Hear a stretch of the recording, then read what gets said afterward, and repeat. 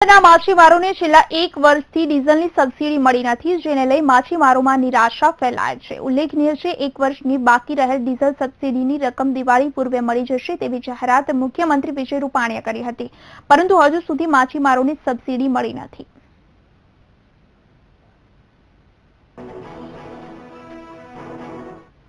જે 500 ને 1000ની જૂની નોટો બંધ થઈ ગઈ છે અને બેંકોની અંદર ખૂબ લાંબી લાઈનો ઊભે છે અને બહુ તકલીફો છે, ત્યારે આ જે માછીમારોની સહાયની રકમ જે છે એ હમણાં નહીં ચૂકવવી અથવા આ બધી બેંકોની લાઈનો પૂરી થઈ જાય પછી આપવી એવી એક મેસેજ અમને મળ્યા છે।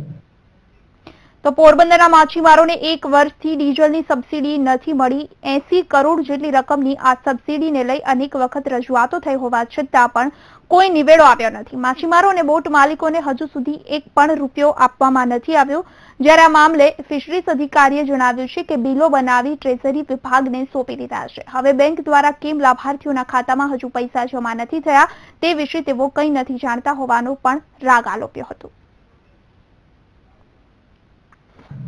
સપ્રમાણ આમાં વહેંચણી કરવાની છે ડીઝલ સબસિડી। હવે અમારી પાસે જે કંઈ બી માહિતી હતી એ મંથ વાઇઝ એટલે કે મહિના વાઇઝ અમારી એન્ટ્રી કરેલી હોય।